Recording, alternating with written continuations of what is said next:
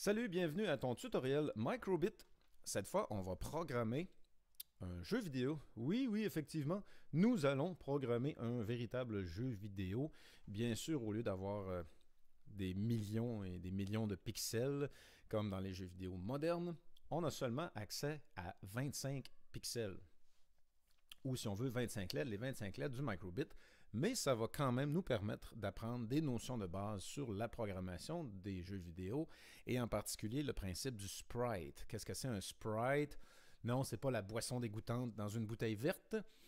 C'est un sprite, basically un sprite, c'est un point qui bouge, c'est quelque chose qui bouge dans ton image. Quand tu joues à un jeu vidéo, en grosso modo, il y a deux éléments. Il y a le background, qui est l'image de fond avec laquelle tu ne peux pas interagir. C'est le décor, c'est le paysage. Ça s'appelle le background.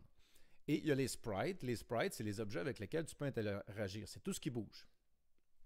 Dans le jeu vidéo qu'on va programmer, c'est un jeu vidéo de soccer et on va jouer le rôle du gardien de but. Donc le petit point en bas ici, c'est le gardien de but et les boutons A et B me permettent de déplacer le gardien de but de gauche à droite. Et après avoir déplacé mon gardien de but, le ballon va s'en venir. Mais le ballon ne va pas s'en venir en ligne droite. Il va choisir s'il vient en ligne droite, s'il s'en va à gauche ou il s'en va à droite à chaque fois. Donc, je fais un move, le ballon s'en vient, je déplace le gardien, le ballon s'en vient, déplace le gardien, le ballon s'en vient. Voyons voir qu'est-ce que ça donne. Donc, je vais faire un petit reset. Et la partie commence, le gardien de but apparaît et le ballon apparaît. Maintenant, j'ai décidé d'envoyer mon gardien de but à gauche, donc j'appuie sur A. Et le ballon a décidé de s'en venir en ligne droite. J'appuie encore sur A. Le ballon a encore décidé de s'en venir en ligne droite. Je vais appuyer sur A, disons, comme si je veux rester en place, c'est les deux en même temps. Je reste en place. Le ballon, bon, cette fois-ci, a décidé de s'enligner sur ma gauche, la gauche du gardien de but. Là, j'ai une chance sur deux de bloquer le ballon. Si je reste en place et que le ballon décide d'encore changer de trajectoire, je vais gagner. Si je me déplace, mettre juste en face du ballon et que le ballon s'en vient en face, je vais gagner. Mais si le ballon décide de s'en aller de l'autre côté, même si je me déplace, je vais perdre quand même. Donc, je vais choisir une chance sur trois de gagner. Tiens, je vais me mettre au milieu. Et j'ai pas eu le temps de voir. Et si je secoue, ah tiens, j'ai perdu. Le ballon a dû se déplacer à côté de moi. Et mon point a baissé. J'ai commencé, j'avais 4 points. Donc, je vais faire exprès pour perdre. Alors, le ballon s'en vient. Je reste quand même de l'autre côté. Le ballon s'en vient. Il y a toujours une chance sur 3. Et voyons voir mon score. Mon score est maintenant à 3. Et quand mon score va être à 0, ça va indiquer Game Over. Donc, dans le fond, c'est au dernier move. Si le ballon est droit devant nous, on a une chance sur 3 de remporter la partie. Bon. Là, le ballon peut seulement aller droit ou se diriger vers la gauche du gardien, si on veut. Donc, je vais me mettre juste devant lui. Et ce qui m'a foncé dessus, non, j'ai dû encore perdre un point. C'est ça, je suis à 2 points. Allons voir maintenant le code. Cette fois-ci, comme dans d'autres vidéos que j'ai fait, au lieu de coder à partir de rien, je vais tout simplement vous montrer, ou te montrer, si une seule personne regarde la vidéo, hein, qui sait. Les vidéos, je vous dirais, il y a en moyenne 9 views, 7 views, et c'est très bien comme ça, ça me satisfait, disons. C'est pas ça qui va me faire arrêter de faire des vidéos, hein, autant aussi longtemps que j'ai quelques personnes qui regardent les tutoriels Microbit. Et c'est pas seulement des enfants qui font du microbit, vous savez, c'est aussi des adultes pour apprendre des programmes microbit qui sont amusants pour ensuite les montrer aux enfants comme je fais avec mes élèves. Donc, tu vois sur ton écran, quand je vais cliquer sur un bloc, ça va l'encadrer en jaune et ça va nous permettre de bien voir de quel bloc je parle au juste. On va commencer avec le OnStart. Donc, dans le OnStart, bien sûr, au démarrage, on va aller dans Basic pour se mettre un show LED. Ça peut être un show LED custom ou tu vas en choisir un dans la liste des show LED déjà faits. Encore, tu peux tout simplement remplir tous les LED. Pour la raison suivante, c'est qu'on vérifie de façon très rapide si tous les LED du microbit fonctionnent. Et tout de suite, après avoir fait allumer tous les LED, on lui dit Clear Screen. Donc, ça va prendre une fraction de seconde. On va avoir le temps de voir si tous les LED fonctionnent. À mon expérience, c'est assez difficile de briser un microbit quand il fait attention un peu. Si on donne un coup de marteau dessus, on a une chance de casser un LED et casser tout le reste de toute façon. Mais à date, tous mes microbits fonctionnent super bien. Il n'y a aucun microbit qui n'a pas de LED qui fonctionne. Mais quand même, on ne prendra pas de chance. On va faire un show LED montrer tous les LED, suivi d'un clear screen. Et ensuite, je lui dis, wow, baby, pas trop vite. Une seconde de pause qu'on retrouve aussi dans la section Basic. Du côté des variables, on a 3 variables à créer. On a une variable qui s'appelle ball, une variable qui s'appelle player et une variable qui a été créée automatiquement qu'on n'aura pas besoin qui s'appelle sprite. Donc, ce que je vais faire, c'est que je vais la déliter pour les fois suivantes. Tiens. Donc, on a juste deux variables à faire. Une qui s'appelle ball, une qui s'appelle player. Donc, tu peux créer tes variables. Et ensuite, on va établir la variable qui s'appelle player comme étant quoi. Et là, c'est le moment d'aller dans la section Game. Donc, c'est dans la section Advance, au centre, dans le bas. On clique sur Advance et ça fait apparaître les sections avancées. Et on clique sur Game. Et dans Game, on va avoir une bulle qui s'appelle Create Sprite. Et Create Sprite va nous permettre de faire apparaître le personnage. Par exemple, tu joues à une game sur, disons, Xbox ou PlayStation et tu te promènes dans un environnement, dans l'espace ou dans la forêt, peu importe, et tout d'un coup, l'ennemi apparaît à l'horizon. Mais quand l'ennemi apparaît à l'horizon, c'est ce qui se passe dans la ligne de code ici, c'est que le programme va créer un sprite, c'est-à-dire un objet, quelque chose qui bouge avec lequel on peut interagir. Et notre sprite, ça va être le joueur. Le joueur, son X, on va le mettre à 2 et son Y, on va le mettre à 4. Donc, si les X, c'est 0, 1, 2, 3, 4 et les Y, 0, 1, 2, 3, 4. En mettant X2, tu vois ici dans mon simulateur à gauche que le joueur, c'est le petit point qui est en bas. Et si je mets ma souris directement au-dessus du petit point, sans rien toucher, il devrait apparaître 2,4 entre parenthèses. Donc, c'est son adresse. L'adresse de ce pixel, si tu veux, sur l'écran ou l'adresse du LED. On va dire des pixels, hein, parce que si c'était un écran, disons, un petit Game Boy Advance ou même un jeu vidéo standard, on va faire apparaître le sprite à quelque part. Donc, après une pause d'une seconde, on fait apparaître le sprite qui s'appelle Player à la position X2, Y4. Ensuite, on va prendre une petite pause, hein, parce qu'il faut bien que le gardien de but ait le temps de respirer. Une seconde de pause. Et ensuite, on va retourner dans variable pour faire set ball. Cette fois-ci, c'est ball. Donc, on établit la sprite qui s'appelle ball, le ballon qui s'en vient, à quel endroit. Et c'est là qu'on va aller chercher dans Game Create Sprite. Et dans notre X, dans la fonction mathématique, on va prendre un pick random 0 to 4. Et le Y, on va placer 0. Donc, ce qu'il va faire, c'est qu'à chaque fois qu'on va avoir capturé le ballon ou échoué dans la capture du ballon, il va apparaître un nouveau ballon. Et quand le ballon apparaît, il n'apparaît jamais à la même place. Il n'apparaît jamais au même endroit. On a une chance sur 5 qu'il apparaisse à n'importe quel pixel sur l'écran, au lieu qu'il apparaisse toujours au milieu. Il va toujours apparaître dans une position au hasard sur la ligne horizontale, si on veut. Et une fois que cette ball a été faite, on va mettre un playtone dans la section musique. J'ai choisi une note. C'est la note que le ballon va faire. Quand le ballon va faire un move, il va faire bip. Et quand le joueur va faire un move, il va faire boop. Donc, playtone, et j'ai choisi un do pour 1/16e de bip. Et après ça, j'ai dit établis score comme 3. On n'a pas besoin de faire une variable score parce que dans la section game, on trouve déjà une variable score, qui est la bulle qui est ici. Donc, set score 2, ça va être juste là, établit score comme étant, on se donne 3 points de départ. Parce que si on a 0, ben on va tout de suite. Quand on atteint 0 points, on perd la partie. Et une fois que c'est complété pour la section on start, on peut faire un collapse. Boom. Et on met ça ici. Maintenant, je vais les prendre dans l'ordre, ça n'a pas vraiment d'importance, là, vu que je ne construis pas le programme, je ne fais que l'analyser. Dans la section Input, on va chercher un OnShake.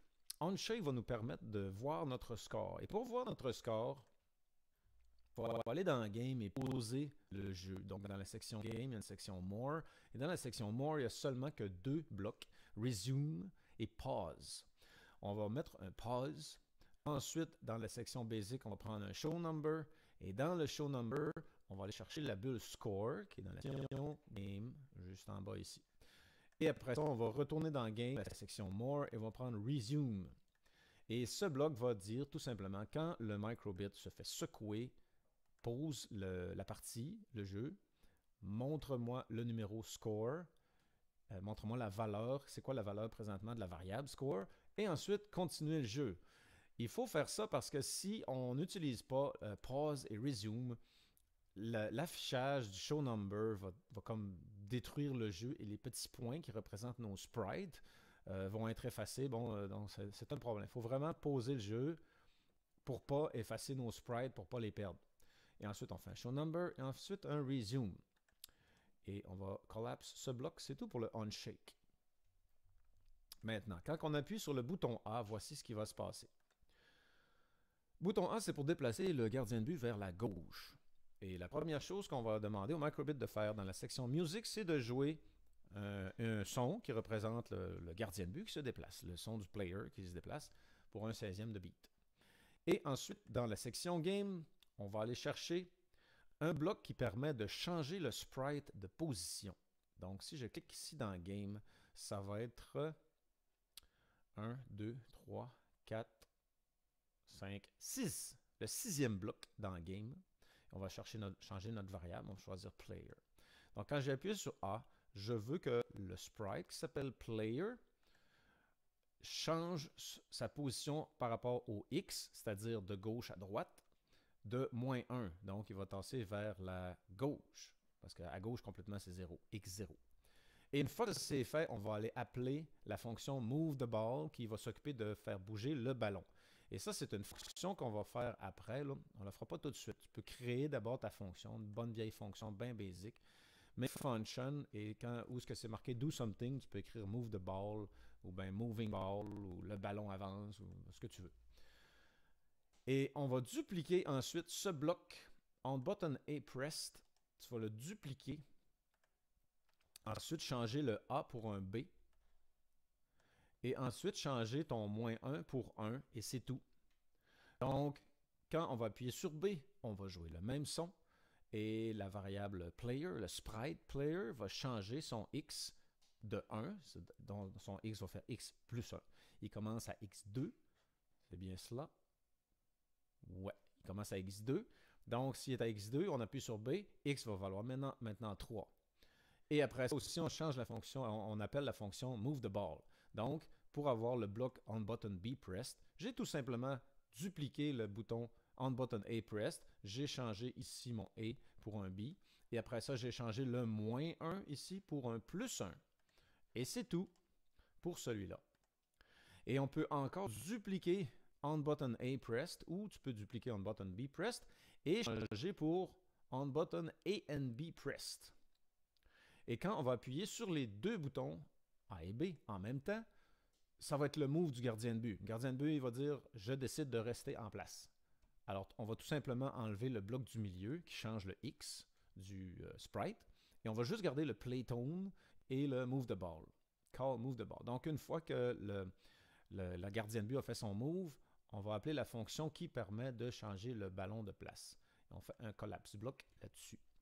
Maintenant, la fameuse fonction qui permet de changer le ballon de place et qui permet d'atteindre le game over ou de changer le score, ma fonction, je l'ai nommée move the ball.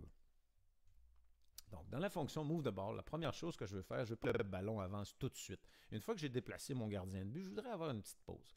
On se met une pause de 1 seconde pour dire « Wow, laisse-moi respirer, laisse mes yeux assimiler ce qui se passe. » Là, on aime ça quand on sent que l'ordinateur réfléchit. Il ne réfléchit pas vraiment, mais ça crée une illusion de l'ordinateur fait une décision. Donc, tu te mets une pause d'1 seconde qui est dans la section Basic.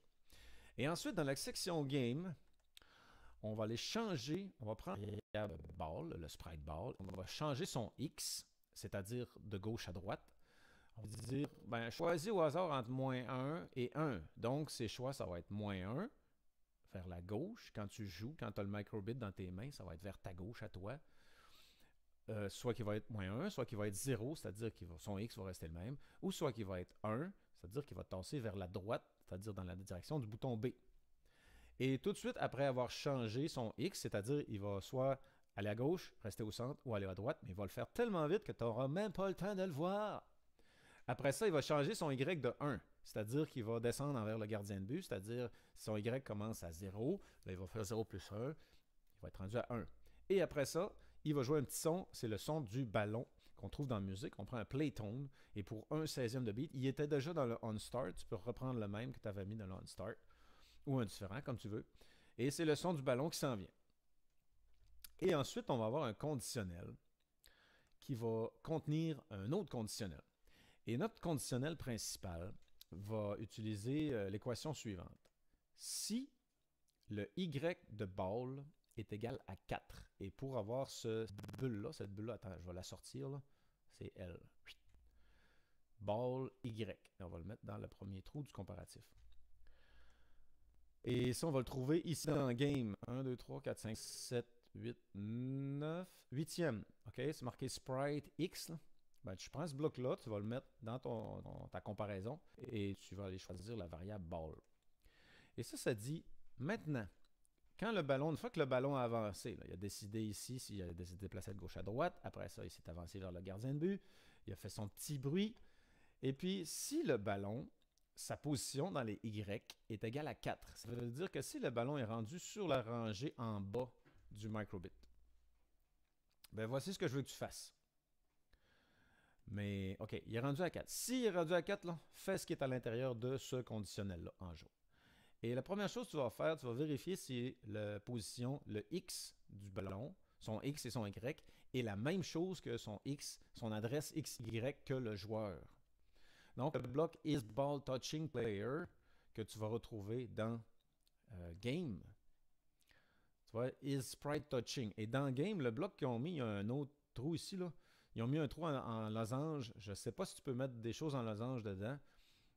Probablement oui, mais tu peux mettre aussi des choses en forme de bulle. Je ne sais pas si c'est une erreur qu'ils ont faite dans la programmation de Microbit, qu'ils n'ont pas catché cette erreur-là, mais tu peux mettre des choses en forme de bulle, des variables. Donc, ça dit que si le ballon, la variable qui s'appelle ball, son X et son Y est identique à la variable qui s'appelle player, alors change score by 1 augmente le score de 1. Et else, quand on a cliqué il y a un petit plus, tu vas voir sur un conditionnel, il y a un petit plus. Regarde lui en bas complètement, là, le plus, ça rajoute un else. Moi, je vais l'enlever. Bon. Donc, si c'est vrai que XY de ball, c'est le même XY, même adresse sur l'écran que player, alors change score by 1. Autrement dit, si le ballon, à son move suivant, il est allé se placer à la même place que sprite, mon sprite player, augmente le score, mais si c'est pas vrai, si ce qui est dans le losange-là est pas vrai et faux, diminue le score. Et tout ça, ce conditionnel-là, ça va être exécuté seulement quand le Y de ball est égal à 4.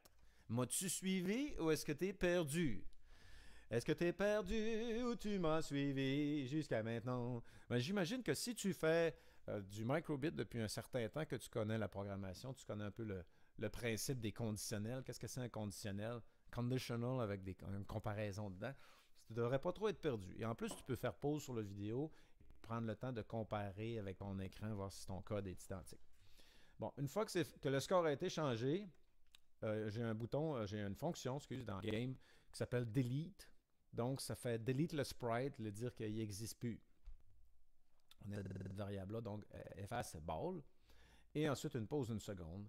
Et ensuite, on va reprendre le même bloc qu'on retrouve dans le onStart, c'est-à-dire qui établit la variable ball comme étant créer un sprite à X choisi au hasard en 0,4 et Y0. Donc, ce petit bloc va permettre de créer un nouveau ballon une fois qu'on a jeté le ballon qui est rendu au but, que tu as, entre guillemets, capturé ou pas. Okay? Si on met la souris par-dessus, ça va dire « Delete the sprite from the game engine ». Okay? Ça veut dire qu'il n'apparaîtra plus sur l'écran et il ne pourra plus interagir avec les autres. Tu fais une pause, après ça, tu recrées un ballon quelque part au hasard sur la rangée en haut. Et ensuite, tu fais le bruit du ballon. Et c'est tout pour le gros conditionnel. Qu'est-ce qui arrive quand le ballon, au départ, est sur la dernière rangée en bas, son Y est égal à 4. Et une fois que tout ça c'est fait, on a un autre mini conditionnel qui dit si la variable score que tu vas trouver dans le game, est ici, si la variable score est égale à 0, alors effectue la fonction GameOver. Donc, ce qui se passe quand GameOver, c'est Microbit va écrire GameOver et ensuite il va écrire score 0 et je pense qu'il va l'écrire en boucle. Et on pourra faire une démonstration. OK? Donc là, je te résume la fonction MoveTheBall.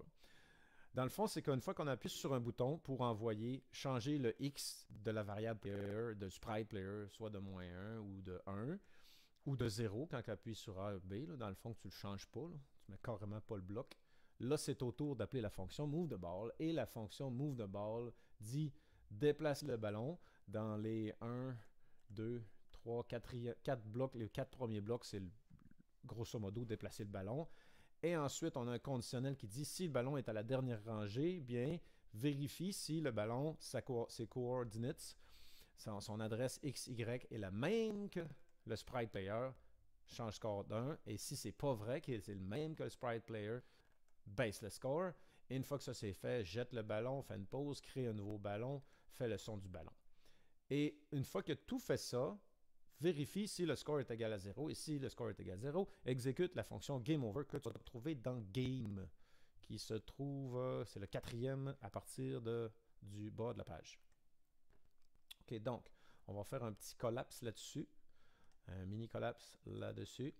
Et maintenant, je vais reloader mon game sur mon microbit parce que j'avais fait une petite correction dans le code tout à l'heure. Et j'aime bien être à jour dans mon code. Alors, on va donner à la machine le temps d'aller chercher un peu de mémoire vive parce que le programme que j'utilise pour, à défaut de me répéter, le programme pour enregistrer mes vidéos YouTube sur mon ordinateur qui n'est pas au départ conçu pour manipuler des gros vidéos. Ordinateur de bureau. Il faut de la boutique. Tiens, on clique Save. Alors, c'est parti. C'est parti. Oui. Est-ce qu'il fait? Oui, il est en train de coder. Wink. OK, donc ça code. Et ensuite, on va jouer une partie. Ça clignote.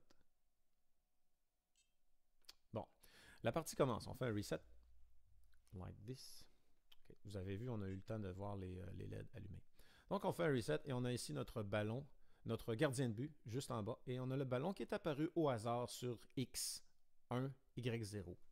J'appuie sur A pour déplacer mon gardien de but juste en face, qui a plus ou moins vraiment d'importance parce que c'est vraiment le dernier move qui joue le tout pour le tout. Et tu remarques qu'en ce coin, j'ai vu mon score, c'est 3.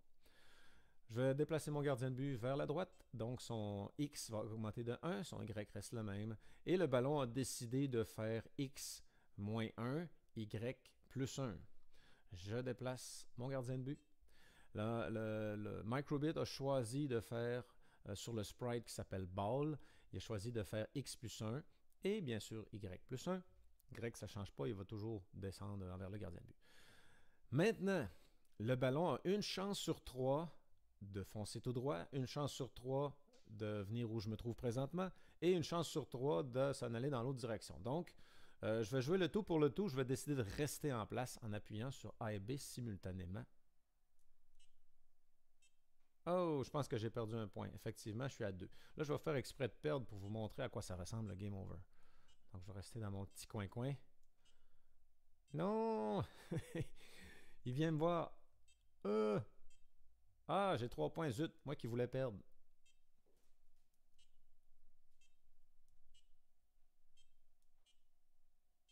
Bon, là, j'ai perdu un point, c'est sûr. Je suis à 2.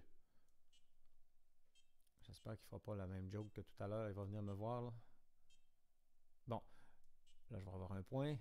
OK. Ça veut dire que là, le prochain coup, si je perds, vous allez voir la fonction Game Over. Ouais, ça devrait marcher, là. Mathématiquement, c'est sûr que je perds. J'ai perdu. Et voici ce qui se passe dans un Game Over. C'est le clignotement de l'écran. Je pense 7 fois. Petite animation déjà incluse. Game Over. Score. 2 points. 2 points, non? 0. Est-ce que ça fait en loop? Je pense que ça fait un loop. Donc, si je secoue, j'ai eu mon score 0. Vous avez vu, le 0 a passé au travers des... Il l'a exécuté pareil. 0. Donc, c'est tout pour le code d'aujourd'hui. J'espère que vous avez eu un peu de fun et que vous allez vous programmer un jeu vidéo. Donc, si on veut résumer le principe avec... changer mon écran comme ceci. Donc, ce que je voulais surtout montrer dans ce tutoriel, c'est le principe de ce qui s'appelle un sprite. Alors, sprite, c'est peut-être vraiment qu'ils ont mis le sprite par défaut. Il fallait qu'ils mettent quelque chose par défaut. Un sprite, c'est quelque chose avec lequel tu peux interagir dans une vidéo. C'est quelque chose qui bouge. Ça peut être une fusée, ça peut être une auto, ça peut être un ballon quand tu es au ballon, ça peut être les joueurs de l'équipe adverse quand c'est un jeu de support. Ça peut être le monstre quand il faut que tu tires le monstre dans un jeu vidéo. Donc, tu comprends maintenant le principe du sprite. Et c'est tout pour la vidéo d'aujourd'hui et je vous souhaite une excellente fin de journée. Salut, bye!